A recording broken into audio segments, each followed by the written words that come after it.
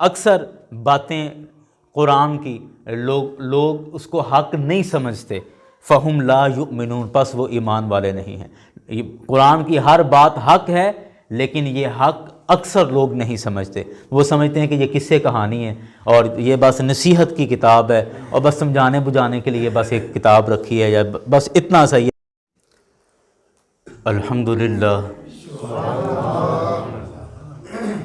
الحمدللہ الذی لم یزل عالما قدیرا حیا قیوما سمیعا بصیرا، والصلاة والسلام علی رسولہ الذی ارسلہ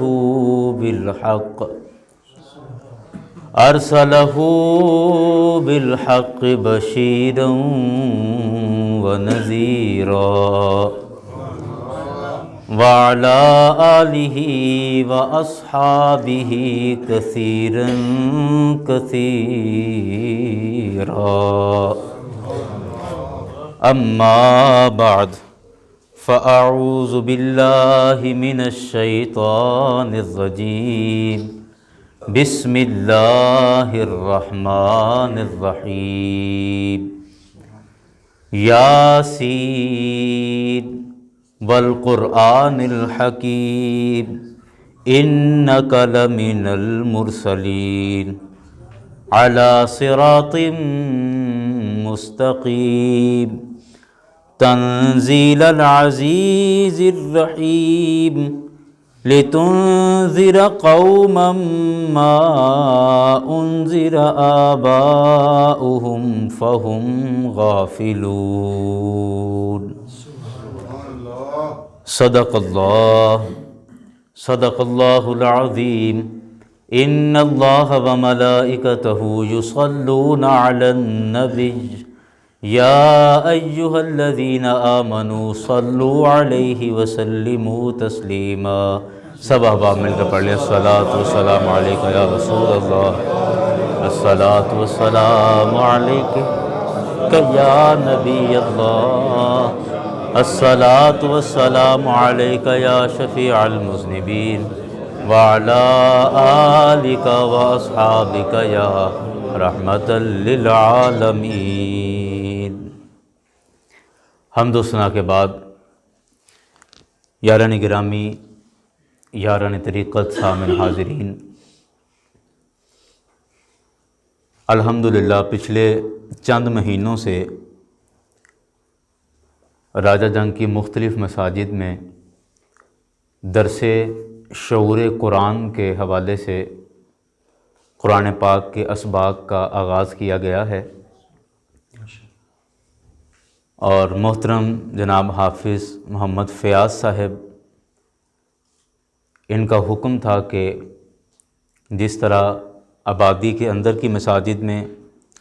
درس قرآن کا آغاز کیا گیا ہے، اسی طرح باہر کی مساجد میں بھی آپ ٹائم دیں، اور پھر وہ مل جل کے ہر مہینے کا آخری جمعہ اس مسجد کے لیے مقرر کر دیا گیا ہے کہ انشاءاللہ ہر مہینے کا آخری جمعہ اپنی اس مسجد کے اندر، بغیچے والی مسجد میں درس قرآن ہوگا، اور باہمی مشاورت سے یہ بات طے پائی کہ سورہ یاسین شریف یہاں پڑھی جائے گی، اور سورہ یاسین کے جتنے بھی مضمون ہیں وہ سبقاً وقت کے ساتھ ساتھ قسط وائز انشاءاللہ یہاں پر بیان کیے جائیں گے۔ تو آج کے سبق میں سبق شروع کرنے سے پہلے تمام ساتھیوں کو مبارکباد پیش کرتا ہوں کہ جنہوں نے اس پروگرام کا انعقاد کیا، دوستوں کو جمع کیا، اور بالخصوص میں معذرت بھی چاہتا ہوں کہ میں ایک دوست کا نام میرے لیے شاید مشکل ہو جائے، لیکن یقین کیجئے کہ ہر دوست میرے ذہن میں بھی ہے، میری نظروں میں بھی ہے، اور میرے دل میں بھی ہے، کہ جو راجہ جنگ کے دور دراز محلوں سے، کوئی پھاٹک کی طرف سے اور کوئی جس محلے سے بھی اپنا وقت نکال کر اور اس گاؤں سے باہر اس آبادی میں تشریف لائے ہیں، میں سب کو خوش آمدید بھی کہتا ہوں، اور اس عزم کا حصہ بننے پر، جو درس قرآن کا ایک عزم مجھ سے قبل ساقی صاحب بھی بیان کر رہے تھے کہ پورا قرآن پاک انشاءاللہ، ہمارا ایک ٹارگٹ ہے 5 سال کا، کہ انشاءاللہ ہم 5 سال میں راجہ جنگ کی مختلف مساجد میں پورا قرآن پاک ترجمے اور تفسیر کے ساتھ بیان کریں گے انشاءاللہ۔ اور بس آپ دعا کریں اللہ تعالیٰ مجھے اس پر استقامت دے کہ میں صحت اور تندرستی کے ساتھ اس سبق کے ساتھ انصاف کر سکوں، اور آپ احباب اپنے لیے بھی دعا کریں، میں بھی آپ کے لیے دعا کرتا ہوں کہ ہم سب اسی طرح ایک خوبصورت گلدستہ بن کر، جیسے آج مختلف کونوں سے احباب تشریف لائے اور تشریف لا رہے ہیں ماشاءاللہ، تو اس طرح یہ ایک خوبصورت جو گلدستہ تشکیل دے دیا گیا ہے، یا ایک خوبصورت گلدستہ جو بن گیا ہے، اللہ کریم کی بارگاہ میں دل سے دعا کرتا ہوں کہ اللہ تعالیٰ اس خوبصورت گلشن کو اسی طرح سلامت رکھے، اور جن ساتھیوں نے درس قرآن سننے کا اس طرح ارادہ کیا، دن بھر اپنا کام کر کے اور شام کو چھٹی ہو تو رات کو درس قرآن کے لیے بھی تشریف لے آئیں، تو یہ بہت یقیناً مشکل کام تو ہے، لیکن جن ساتھیوں نے اس کا ارادہ کیا اور وہ ساتھ چل رہے ہیں، میں سب کو مبارکباد پیش کرتا ہوں اور دعا کرتا ہوں کہ اللہ تعالیٰ ہمیں اس نیک کام پر استقامت بھی دے، اور اس نیک کام کو ہمارے لیے نجات کا ذریعہ بنائے، اور کل قیامت کے دن یہ قرآن پاک ہمارے لیے بخشش کرنے والا ہو، ہماری بخشش کا ذریعہ اس کو بنائے۔ سبق شروع کرتے ہیں۔ فرمایا کہ یاسین والقرآن الحکیم۔ یاسین یہ حروف مقطعات میں سے ہے، اور حروف مقطعات آپ لوگوں کو پتہ ہے کہ لوح قرآنی جسے ہم کہتے ہیں، اور اس میں مختلف اور بھی حروف آتے ہیں، طٰ، نون، سین اور قاف، کاف ہا یا عین صاد، الف لام میم را، الف لام میم صاد، یہ سارے حروف مقطعات ہیں، اور اللہ پاک نے قرآن پاک کی اکثر صورتوں کو حروف مقطعات سے شروع کیا، اور حروف مقطعات کے بارے میں ایک لمبی چوڑی بحث ہے، میں اس کو مختصر عرض کرتا ہوں کہ فائنل یہ ہے کہ حروف مقطعات کا حتمی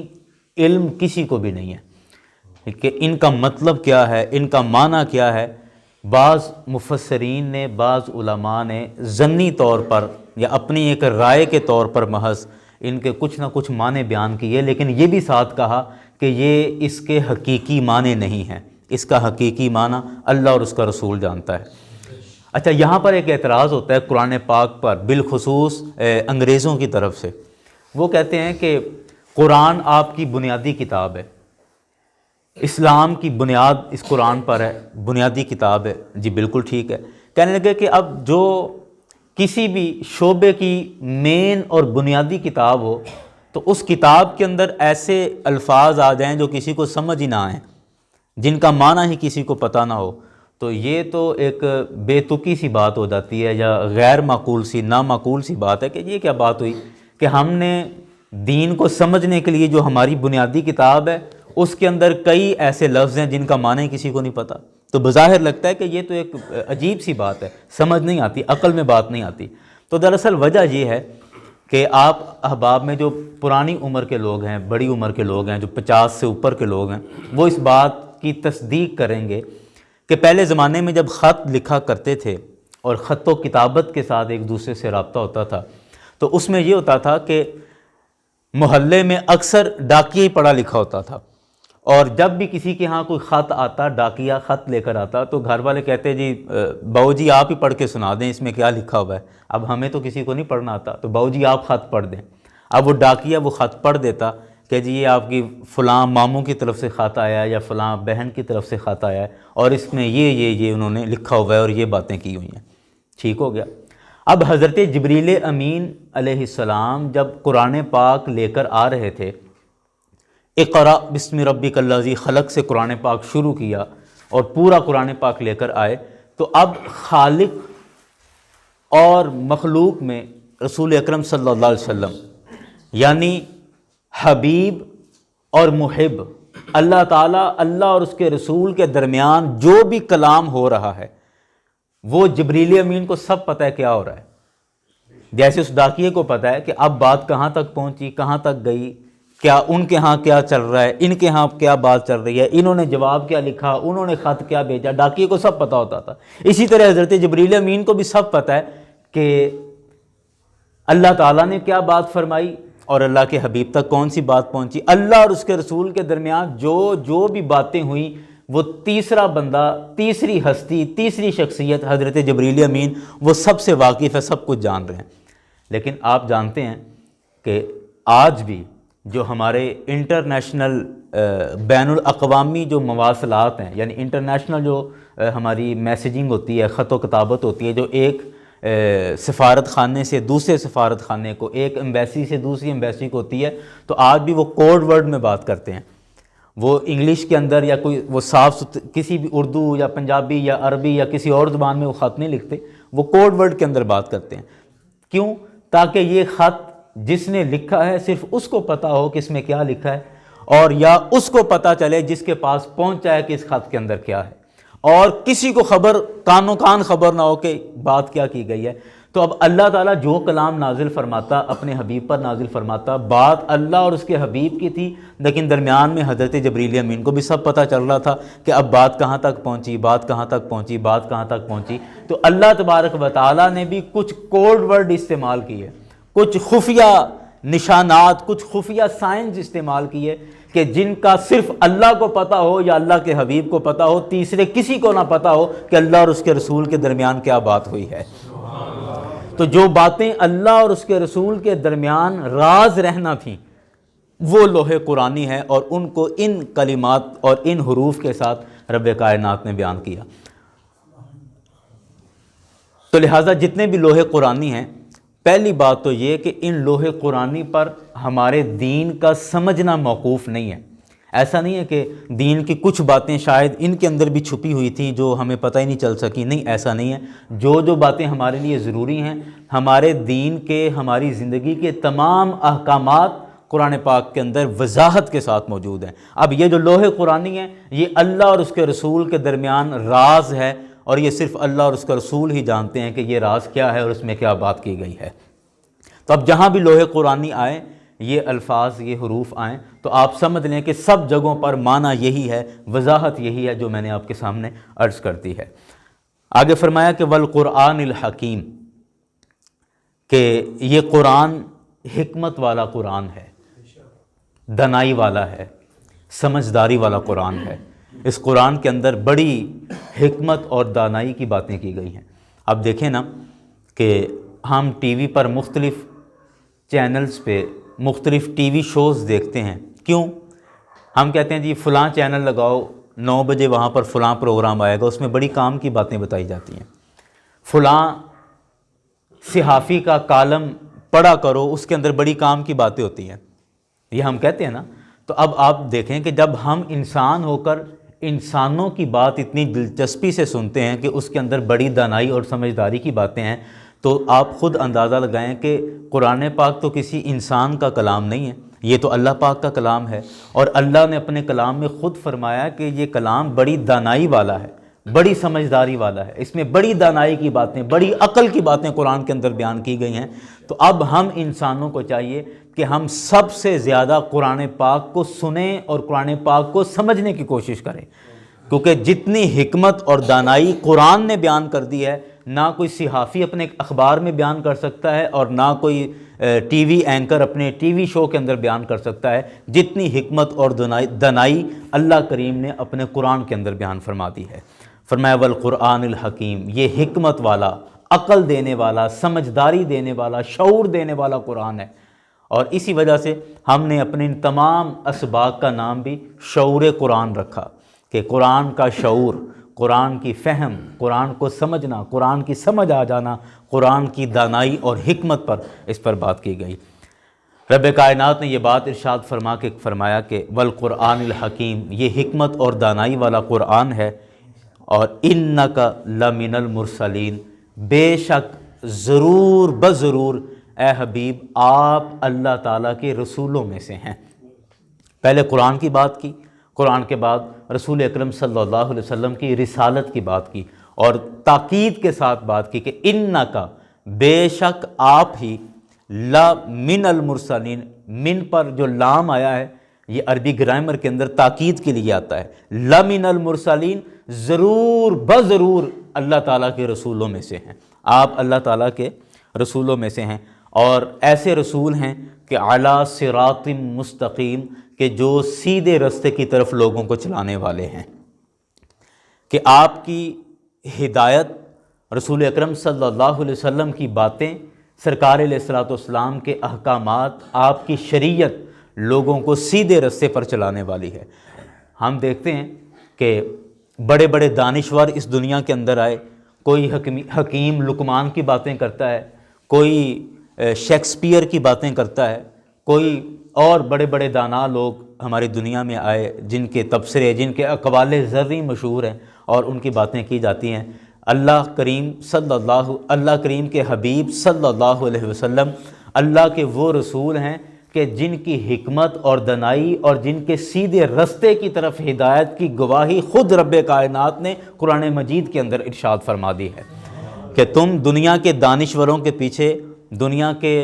تجزیہ نگاروں کے پیچھے لگے ہو، لیکن سب سے بڑے دانشور رسول اکرم صلی اللہ علیہ وسلم کی ذات ہے، اور آپ کی ہر بات، ہر جملے اور ہر قول کے اندر اللہ تبارک و تعالیٰ کی حکمتیں شامل ہیں، اور اعلیٰ صراط مستقیم، آپ سیدھے رستے پر لوگوں کو چلانے کے لیے تشریف لائے ہیں۔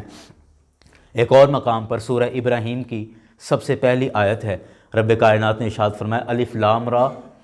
کتاب انزلناہ الیک لتخرج الناس من الظلمات الی النور، فرمایا کہ الف لام را یہ کتاب ہے، جو کتاب ہم نے اے حبیب آپ پر نازل کی ہے، اور کتاب آپ پر اس وجہ سے نازل کی ہے لتخرج الناس من الظلمات الی النور، کہ آپ لوگوں کو اندھیروں سے نکال کر روشنی کی طرف لے آئیں۔ قرآن کہہ رہا ہے کہ اے حبیب آپ لوگوں کو اندھیروں سے نکال کر روشنی کی طرف لے آئیں، تو اور اس جگہ پر بھی فرمایا کہ اعلیٰ صراط مستقیم، کہ اے حبیب آپ سیدھے رستے پر چلانے والے اور سیدھے رستے کی ہدایت پر ہیں، اور آگے سیدھے رستے کی ہدایت پر چلانے والے بھی ہیں۔ فرمایا کہ تنزیل العزیز الحکیم عزیز الرحیم، ایک لفظ اس سورہ مبارکہ کا، سورہ یاسین کو قرآن کا دل کہا جاتا ہے، اور سورہ یاسین شریف کے اور بھی بہت سارے فضائل ہیں، انشاءاللہ وہ کسی آیت کے تحت آئیں گے تو میں سورہ یاسین کی فضیلتیں بھی آپ کے سامنے بیان کروں گا، لیکن ایک لفظ پر غور کرنے والا ہے۔ فرمایا تنزیل العزیز الرحیم، کہ یہ نازل کیا گیا عزیز یعنی غالب ذات، اور رحیم یعنی رحم کرنے والی مہربان ذات کی طرف سے یہ قرآن نازل کیا گیا ہے۔ یہاں پر اللہ تعالیٰ کی دو صفتوں کا بیان فرمایا، ایک عزیز یعنی کہ غالب، اور دوسرا غالب کے ساتھ فرمایا رحیم، رحم کرنے والا۔ سب سے زیادہ رحم کرنے والی ذات اور سب پر غالب ذات نے اس قرآن پاک کو نازل فرمایا ہے۔ اس کا مطلب کیا کہ قرآن پاک کو نازل کیا گیا، جو بندہ اس قرآن پاک سے منہ موڑ لے گا اور قرآن پاک کو نہ پڑھے گا، نہ سنے گا، اور قرآن کی طرف توجہ نہیں کرے گا، اور اپنی عقل کے مطابق اپنی زندگی گزارے گا، قرآن سے ہدایت نہیں لے گا، تو اس کے لیے فرمایا کہ العزیز، اللہ پھر غالب ہے، سب پر غالب ہے، اور اللہ کی پکڑ میں آ جائے گا، اللہ تعالیٰ کی گرفت میں آ جائے گا، اور وہ سب پر غالب ہے، کوئی طاقتور سے طاقتور انسان بھی اس کی پکڑ اور گرفت سے بچ نہیں سکتا۔ اور ساتھ دوسرا لفظ جو فرمایا العزیز الرحیم، کہ وہ رحم کرنے والا بھی ہے۔ سبحان اللہ سبحان اللہ، یعنی کس قدر خوف اور امید کے درمیان انسان کو رکھا گیا ہے، خوف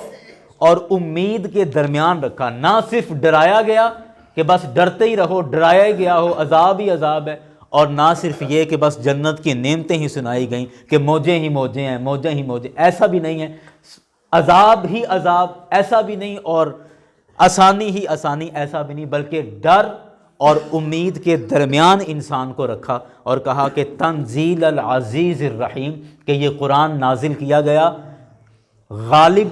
اور رحم کرنے والے رب کی طرف سے، کہ جو قرآن کو مانے گا، قرآن پر عمل کرے گا، قرآن سے دلچسپی رکھے گا، تو اللہ تعالیٰ رحم کرنے والا بھی ہے، اللہ تعالیٰ اس پر رحم بھی فرمائے گا۔ اللہ اکبر اللہ اکبر۔ آگے فرمایا لِتُنذِرَ قَوْمًا ما انذر آباؤہم فہم غافلون، کہ یہ قرآن اس وجہ سے نازل کیا۔ اب دیکھیں سبحان اللہ، یقین کریں کہ قرآن پاک کے الفاظ، یہ سورہ یاسین شریف کے الفاظ مجھے ایسے محسوس ہو رہے ہیں کہ ہم اس مسجد کے اندر بیٹھ کر قرآن پڑھ رہے ہیں۔ یقین کیجئے، میں خدا کی قسم کھا کے کہتا ہوں، ایسا لگتا ہے کہ جیسے ابھی یہ لفظ ہمارے لیے ہی نازل ہوئے ہیں، کہ ایک ایک چیز کو کس ترتیب کے ساتھ بیان کیا۔ فرمایا لِتُنذِرَ قَوْمًا، یہ قرآن اس وجہ سے نازل کیا گیا کہ اے حبیب آپ اس قرآن سے لِتُنذِرَ قَوْمًا، آپ لوگوں کو ڈرائیں، آپ لوگوں کو ڈرائیں، ان کو بتائیں کہ اگر اس پر عمل نہ کیا تو کس قدر گمراہی میں چلے جاؤ گے، اگر قرآن کو نہ سنا اور قرآن سے دلچسپی نہ رکھی تو کس قدر تم ہلاکت میں چلے جاؤ گے، کس قدر بربادی میں چلے جاؤ گے۔ اس لیے لِتُنذِرَ قَوْمًا، آپ ڈرائیں، اس قرآن کے ذریعے قوم کو ڈرائیں، لوگوں کو ڈرائیں۔ مَا أُنذِرَ آباؤہم، ایسی قوم کو ڈرائیں کہ جن کے آباء و اجداد کو پہلے نہیں ڈرایا گیا تھا، جن کے آباء و اجداد کو، جن کے باپ داداؤں کو پہلے نہیں ڈرایا گیا تھا۔ فہم غافلون، پس وہ ان کے باپ دادا غافل رہے، قرآن کی تعلیم سے غافل رہے، قرآن کے احکامات سے غافل رہے، قرآن کے سبق سے غافل رہے۔ اے حبیب آپ اس قرآن کے ذریعے ان لوگوں کو ڈرائیں اللہ کے عذاب سے کہ جن کے باپ داداؤں کو نہیں ڈرایا گیا تھا اور وہ اپنی مرضی سے زندگی گزارتے رہے۔ یاران گرامی، یہ بات یقیناً رسول اکرم صلی اللہ علیہ وسلم کے زمانے کے مطابق ہی یہ بات نازل ہوئی، لیکن دیکھیں کہ یہ بات ہم پر بھی کس قدر سچی آ رہی ہے، کہ میں یقین کریں یہ میں بات آپ اپنے آپ سے، میں کسی کا پردہ نہیں فاش کرتا، آپ اپنے آپ سے کبھی پوچھیں اور اپنے آپ سے یہ سوال کریں اپنے دل میں کہ کیا آج سے پہلے میں قرآن پاک کو سمجھنے کی طرف میں گیا تھا، میں نے قرآن کو سمجھنے کی کوشش کی تھی۔ قرآن پڑھتے تو ہم رہے ہیں، ہمارے باپ دادا بھی پڑھتے تھے، لیکن کیا ہم قرآن کو باقاعدہ سمجھنے کی کوشش ہم نے کی؟ نہیں کی۔ تو دیکھیں کہ فرمایا کہ یہ قرآن اس لیے نازل کیا کہ آپ ایسی قوم تک اس کے احکامات پہنچائیں اور ان کو بیان کریں کہ جن کے باپ داداؤں پر یہ باتیں نہیں پہنچی تھی، ان کو نہیں پتہ چلا تھا، پہلے ان کو نہیں پتہ تھا، ان تک یہ ساری باتیں آپ پہنچائیں۔ فہم غافلون، وہ غافل رہے، بے خبر رہے، انہیں پتہ نہ چل سکا کہ اس قرآن کے اندر کتنی کتنی رحمت والی اور کتنی کتنی حکمت والی باتیں اللہ تعالیٰ نے بیان فرمائی ہیں۔ آگے فرمایا کہ لقد حق القول علی اکثرہم فہم لا یعلمون، کہ تحقیق یہ حق والا قول ہے، لقد حق القول، یہ قول حق ہے، قرآن کی ہر بات حق ہے، ہر بات سچی ہے۔ علی اکثرہم فہم لا یؤمنون، اکثر باتیں قرآن کی لوگ اس کو حق نہیں سمجھتے۔ فہم لا یؤمنون، پس وہ ایمان والے نہیں ہیں۔ قرآن کی ہر بات حق ہے، لیکن یہ حق اکثر لوگ نہیں سمجھتے، وہ سمجھتے ہیں کہ یہ قصے کہانی ہے اور یہ بس نصیحت کی کتاب ہے اور بس سمجھانے بجھانے کے لیے بس ایک کتاب رکھی ہے، یا بس اتنا صحیح ہے، زیادہ اہمیت نہیں دیتے قرآن کو کہ قرآن کتنا اہم اور کتنا ضروری ہے۔ فرمایا انا جعلنا فی اعناقہم اغلالا، یہاں پر مضمون تھوڑا سا اور کھل گیا ہے اور بات اور تھوڑی سی واضح ہو گئی۔ فرمایا کہ بے شک ہم نے انا جعلنا فی اعناقہم، بے شک ہم نے ان کی گردنوں میں اغلالن، توق ڈال دی ہے۔ اب یہاں پر میں ابھی عرض کرتا ہوں کہ یہ کیا بات ہوئی تھی۔ فرمایا کہ ہم نے ان کی گردنوں میں توق ڈال دیے، فہی الی الاذقان، اور وہ توق ان کی تھوڑیوں تک آ گئے، یعنی گردن میں اتنا بڑا توق آ گیا کہ جس سے ان کی تھوڑی کو یوں اٹھا دیا گیا اور ان کی تھوڑی تک وہ توق ڈال دیا گیا۔ فہم مقمحون، پس ان کے سر اوپر کو اٹھے ہوئے ہیں، یعنی اتنے ان کے سر اکڑ گئے کہ وہ گردن میں توق پڑ گیا کہ اب ان کے گردن نیچے نہیں آ سکتی۔ اصل میں یہ بات کی ہے ابو جہل کے حوالے سے، ابو جہل اور اس کے ساتھ ولید بن مغیرہ اور ایک اور ان کا ساتھی تھا، تاریخ میں اس کا نام ذکر نہیں۔ یہ تین بندے تھے اور یہ آپس میں بیٹھے ہوئے تھے اور انہیں پتہ چلا کہ حضور نبی کریم صلی اللہ علیہ وسلم نماز ادا کر رہے ہیں۔ تو اس نے کہا، ابو جہل نے کہا، غصہ اس کو آیا کہ یہ ہمارے بتوں کو چھوڑ کر اور ایک خدا کی عبادت کر رہے ہیں، اور بڑے غصے سے کہتا معاذ اللہ کہنے لگا کہ میں ابھی پتھر لے کے جاتا ہوں اور میں اس محمد کا سر کچل کے آتا ہوں، استغفر اللہ نعوذ باللہ من ذالک۔ کہنے لگا کہ ابھی میں پتھر لے کے جاتا ہوں اور اس کا سر کچل کے آتا ہوں کہ یہ نماز پڑھ رہا ہے۔ جب یہ پتھر لے کے گیا اور سرکار علیہ الصلوۃ والسلام نماز پڑھ رہے تھے اور یہ پتھر ایسے مارنے لگا ہے کہ اس کا اپنا ہاتھ گھوم کے اس کی گردن پہ آ گیا اور پتھر کے ساتھ اس کی گردن پہ یوں اس کا ہاتھ چپک گیا اور ایسے اس کا ہاتھ ادھر ہی جام ہو گیا۔ اور جب اس نے یہ دیکھا زور لگاتا رہا اور کہنے لگا یہ کیا، مطلب میرا ہاتھ یہاں پہ چپک گیا اور پتھر بھی ہاتھ میں اور گردن کے ساتھ ایسے اس کا ہاتھ چپک گیا، اور یہ ڈر کے مارے وہاں سے فوراً واپس آ گیا اور آ کے اپنے دوسرے دوستوں کو کہتا ہے کہ یار مجھے سمجھ نہیں آئی، آج تک کبھی میرے ساتھ ایسا نہیں ہوا، میں پتھر مارنے لگا تھا کہ میرا ہاتھ گھوم کے میری گردن کے ساتھ آ گیا اور چپک گیا۔ تو یہ جب بات سنی تو ولید بن مغیرہ جو دوسرا کافر تھا اس نے کہا کہ ابو جہل سے کہا کہ تم ادھر رکو، میں یہ کام کر کے آتا ہوں۔ اور کہ ہاں تم چلے جاؤ۔ اس نے پتھر اٹھایا ولید بن مغیرہ نے، اور وہ رسول پاک صلی اللہ علیہ وسلم کو مارنے کے لیے آیا، تو اب اس کی آنکھوں سے اللہ تعالیٰ نے رسول اکرم صلی اللہ علیہ وسلم کو غائب کر دیا۔ اب وہ دیکھ رہا ہے کہ نماز پڑھنے کی آواز آ رہی ہے، قرآن پاک کی آواز آ رہی ہے، لیکن کوئی بندہ نظر نہیں آ رہا۔ وہ ایسے ہی ادھر ادھر دیکھ کے تو اسی طرح واپس چلا گیا، جا کے کہتا ہے یار معاملہ تو میرے ساتھ بھی بڑا عجیب ہوا ہے، تو مجھے تو نظر ہی نہیں آیا کہ محمد بن عبداللہ کہاں نماز پڑھ رہے ہیں، عجیب بات ہے۔ تیسرے نے کہا کہ چلو میں یہ کام کر کے آتا ہوں، تم سے نہیں ہونا۔ کہا جی چلو تم چلے جاؤ۔ اس نے پتھر اٹھایا اور جب سرکار علیہ الصلوۃ والسلام کی طرف آیا تو وہاں سے ایک دم اس پر کوئی خوف طاری ہوا اور وہاں سے ڈر کے بھاگ گیا، واپس پھر چلا گیا۔ اس سے پوچھا کہ تو کام کر آیا؟ اس نے کہا نہیں، جب میں ان کے پاس گیا ہوں تو میں نے دیکھا کہ سامنے سے ایک بہت طاقتور بیل ہے جو اپنی دم ہلاتے ہوئے غصے کے ساتھ میری طرف دوڑ رہا ہے، اور میں نے اپنی زندگی میں کبھی اتنا بھیانک اور خطرناک بیل نہیں دیکھا۔ اور اپنے بتوں کی قسم کھا کے کہتا ہے کہ مجھے لات اور عزا کی قسم، یہ بتوں کے نام ہیں، کہنے لگے مجھے لات اور عزا کی قسم ہے کہ اگر میں ایک لمحہ بھی وہاں رکتا تو وہ بیل مجھے کھا جاتا یا مجھے مار دیتا، تو میں تو اس ڈر سے واپس آ گیا ہوں۔ تو اللہ پاک نے ان کی اس کیفیت کو قرآن کے اندر بیان فرمایا کہ تم میرے حبیب کا کچھ نہیں بگاڑ سکتے اور میرے حبیب علیہ السلام کا بال بھی باقا نہیں کر سکتے۔ اس لیے فرمایا کہ انا جعلنا فی اعناقہم اغلالا، بے شک ہم نے بنایا ان کی گردنوں میں طوق، اور وہ طوق فہی الی الاذقان، وہ ان کی ٹھوڑی تک ہے، فہم مقمحون، اور پس وہ سر اٹھائے ہوئے ہیں، یعنی اس طرح ان کی گردن اکڑی ہوئی ہے اور وہ گردن نیچی بھی نہیں کر پا رہے۔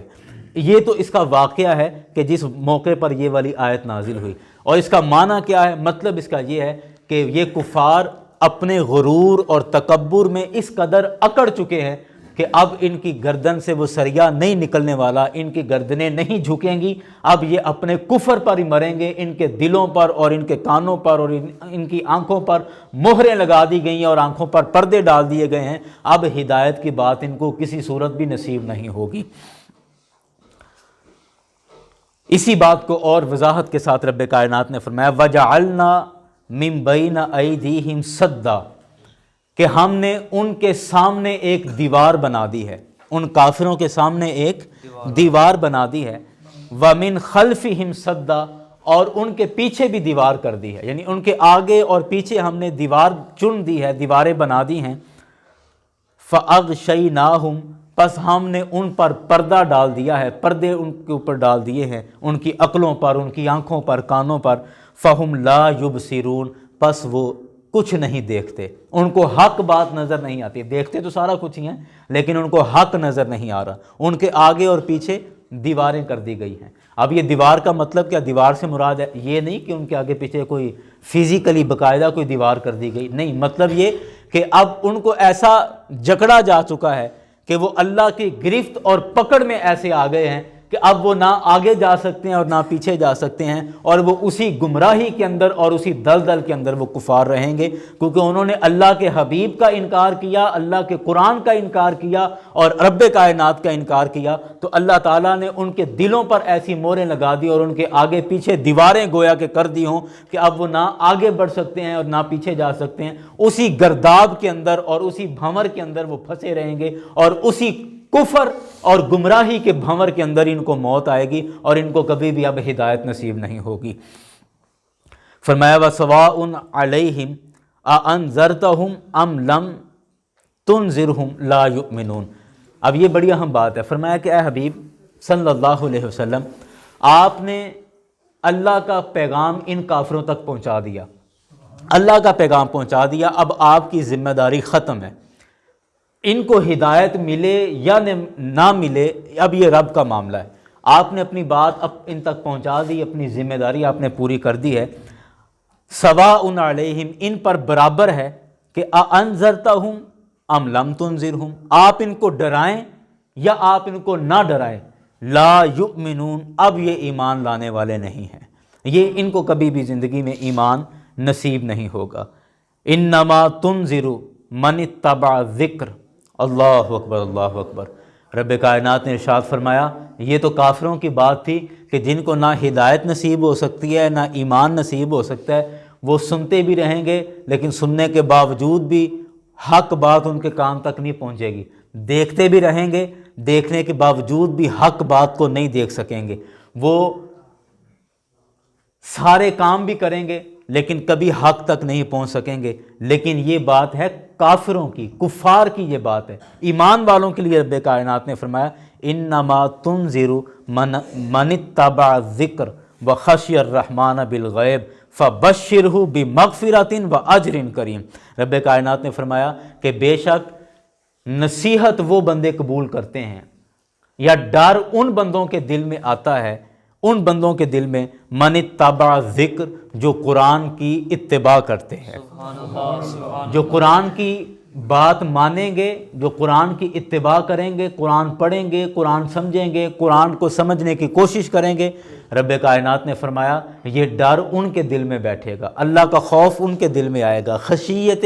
الہی ان کے دل کے اندر آئے گی، اور خشیت الہی کا جو نور ہے یہ نور ان کے دلوں کے اندر آئے گا، جو رب کائنات سے، جو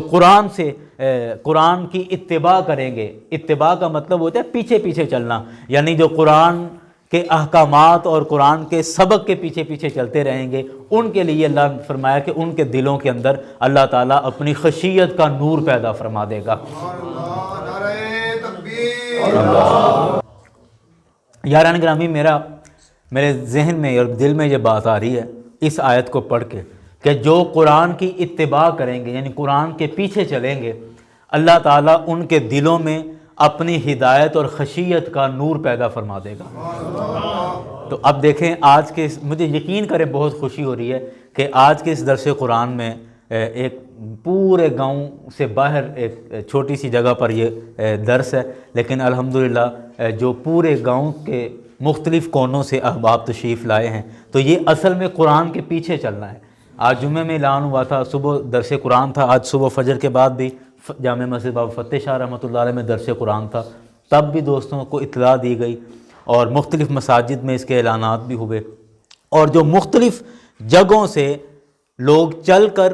آپ لوگ قرآن کو سننے کے لیے اور صرف قرآن کی بات کو سننے کے لیے تشریف لائے ہیں، یہ اصل میں قرآن کی اتباع ہے۔ قرآن کی اتباع جس کے لیے رب کائنات نے فرمایا انما تنذر من اتبع الذکر، کہ بے شک ڈر اس کو نصیب ہوگا جو اس ذکر کی، اس قرآن کی اتباع کرے گا، قرآن کے پیچھے چلے گا، تو اللہ تعالیٰ اس کے دل میں اپنی خشیت کا نور پیدا فرما دے گا۔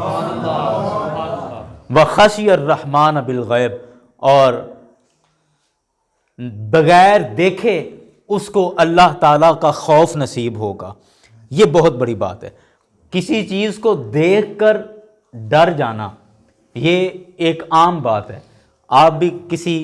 چودھری صاحب کے پاس جائیں گے اور اس نے کوئی بات آپ کو کہہ دی، یا کوئی وزیر اعظم نے آپ کے سامنے آ کے بات کہہ دی، تو آپ یقیناً اس بات کو مانیں گے، کہ اس کی ایک اپنی شخصیت ہے، اپنا اس کا ایک روب ہے، وہ آپ کو حکم دے گا، آپ اس کو تسلیم کریں گے۔ لیکن رب کائنات کے احکامات کو ماننا اور بغیر دیکھے ماننا،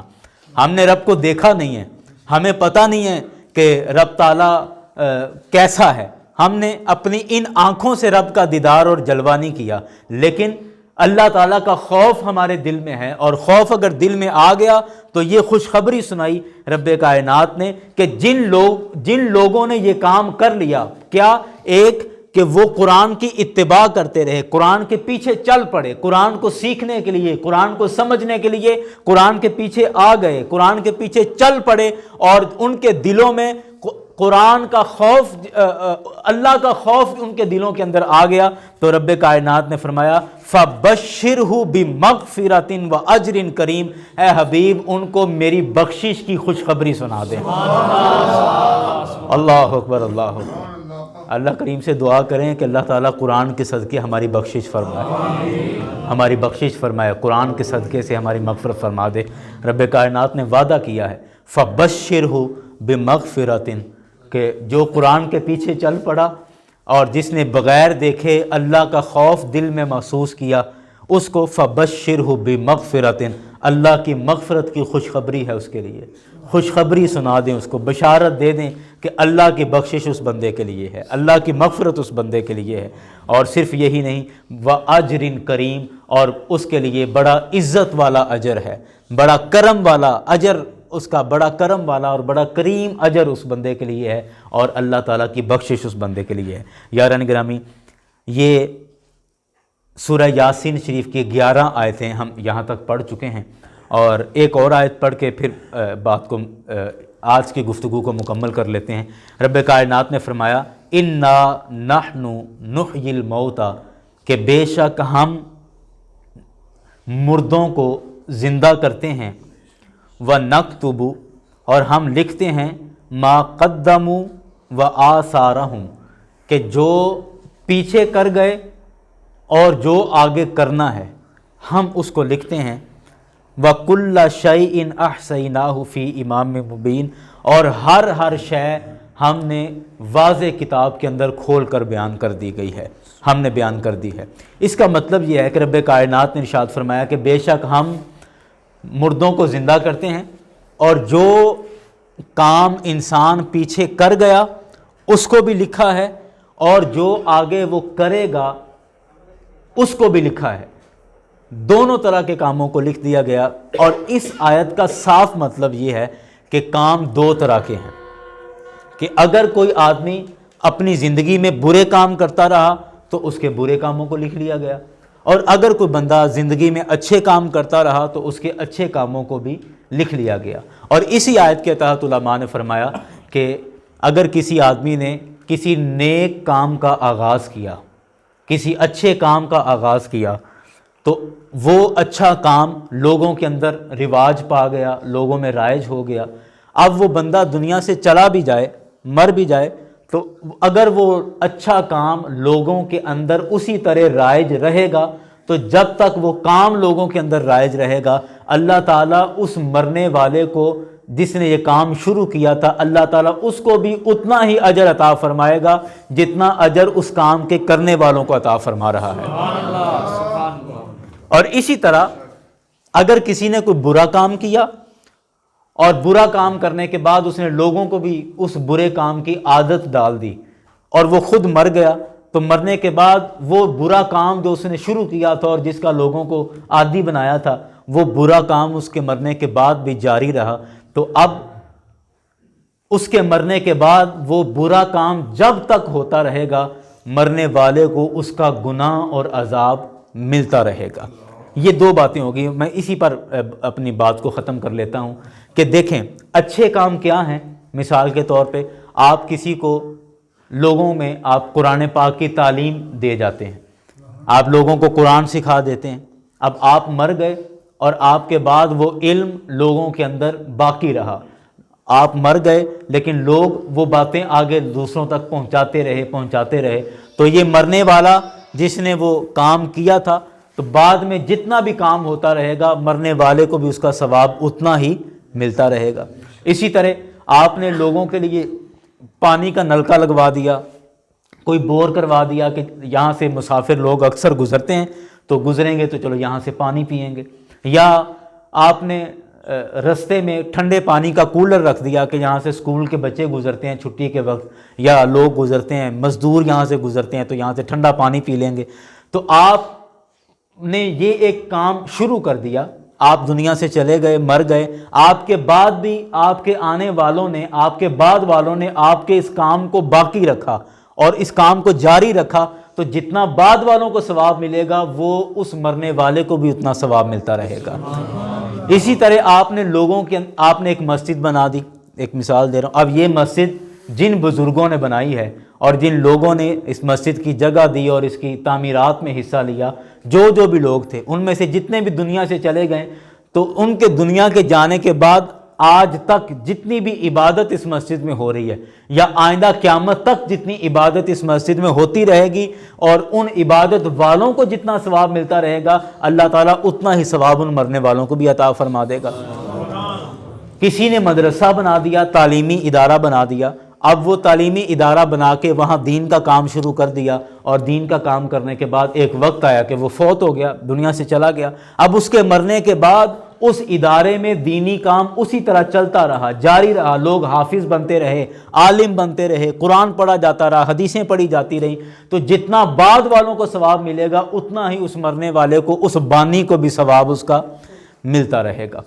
یہ تو ہوگی نیکیوں کی بات۔ اب آئیں دوسری طرف کہ یاران گرامی، خدا نہ خواستہ، اللہ نہ کرے کہ اگر ہم نے لوگوں میں کوئی بری عادت پیدا کر دی۔ ہم دیکھتے ہیں نا کہ بعض دفعہ ایک آدمی محلے میں نشے پر لگتا ہے اور وہ سارے محلے کو یا محلے کے اکثر لوگوں کو نشے پر لگا دیتا ہے، سگریٹ نوشی پر لگا دیا، شراب نوشی پر لگا دیا، جوے کی عادت ڈال دی، یا ایک آدمی بدکار ہے، اس نے اپنے دوستوں میں بھی وہ بدکاری اس نے پھیلا دی۔ اب آپ اندازہ کریں کہ یہ گناہ پھر صرف آپ تک نہیں رہے گا، یا آپ تک وہ نشے کا گناہ ہو، جوے کا ہو، بدکاری کا ہو، کوئی بھی برائی ہو، جو برائی آپ نے لوگوں کے اندر بھی پھیلا دی ہے اور جو برائی آپ نے دوسرے لوگوں تک منتقل کر دی، تو آپ نے ہمیشہ کے لیے اپنے واسطے عذاب اور جہنم کا سامان اکٹھا کر لیا ہے۔ اب آپ دنیا سے چلے بھی جائیں گے تو جب تک وہ آپ کے سکھائے ہوئے لوگ آگے برائی کرتے رہیں گے، مرنے والے کو بھی اس کا گناہ ملتا رہے گا، مرنے والے کو اس کا گناہ ملتا رہے گا۔ آپ اندازہ کریں کہ برا کام کرنا تو برا ہے ہی، لیکن کسی دوسرے کو غلط کام پر لگا دینا، کسی دوسرے کو برے کام پر لگا دینا، یہ گویا کہ آپ نے اب اس برائی کو ہمیشہ کے لیے اپنے اوپر مسلط کر لیا ہے، آپ نے اس لعنت کو ہمیشہ کے لیے اپنے اوپر مسلط کر لیا ہے۔ اس لیے اپنی زندگی میں کوشش کریں کہ جہاں تک ہو سکے اچھے کام لوگوں کے اندر کر جائیں، اچھے کاموں کا لوگوں میں رواج ڈال جائیں، لوگوں کو اچھائی کی طرف کسی بھی اعتبار سے۔ میں اکثر دوستوں سے کہتا ہوں کہ ہم سمجھتے ہیں کہ ہدایت کی باتیں صرف مسجدوں کے اندر ہوں گی یا جلسوں کے اندر ہوں گی، حالانکہ ہم ہدایت کی باتیں اپنی بیٹھکوں اور ڈیروں پر بھی بیٹھ کر سکتے ہیں۔ ہمارے ڈیروں پر جو بڑے بوڑھے بیٹھتے ہیں، وہ ڈیرے پر بیٹھے ہوئے نوجوانوں کو نصیحت کی باتیں بتائیں، ان کو اپنے زندگی کے تجربات بتائیں، ان کو بتائیں کہ آپ نے سچ کے ساتھ کھڑے رہنا ہے، ان کو بتائیں کہ آپ نے حق پر ڈٹے رہنا ہے۔ تو جب آپ اپنی بیٹھکوں میں، اپنے ڈیروں پر یہ ہدایت کی باتیں کریں گے، تو جتنے لوگ آپ کے ڈیرے پر بیٹھتے ہیں یا آپ کی بیٹھک میں آ کے بیٹھتے ہیں، تو وہ سارے آپ سے جب یہ باتیں، نصیحت کی باتیں سیکھیں گے، تو آپ دنیا سے چلے بھی جائیں گے تو آپ کو اس کا اجر اور ثواب اللہ کی بارگاہ سے ملتا رہے گا۔ تو اس لیے ہمیشہ کوشش کریں کہ اپنی زندگی میں کچھ نہ کچھ ایسا نیک کام کر جائیں جو آپ کے بعد بھی آپ کو زندہ رکھے، جو آپ کے بعد بھی آپ کے لیے اجر اور ثواب کا باعث بنا رہے۔ رب کریم کی بارگاہ میں دعا ہے کہ ہم نے اپنی اوقات کے مطابق قرآن پاک کو پڑھنے کی کوشش کی ہے، سمجھنے کی کوشش کی ہے۔ اللہ کریم اپنی شان کے لائق اس کا اجر عطا فرمائے اور قرآن پاک کے سبق ہم سب کے لیے آسان فرما دے، اور قرآن پاک پہ عمل کرنا ہم سب کے لیے آسان فرما دے۔ وما علینا الا البلاغ۔ دعا فرمائے۔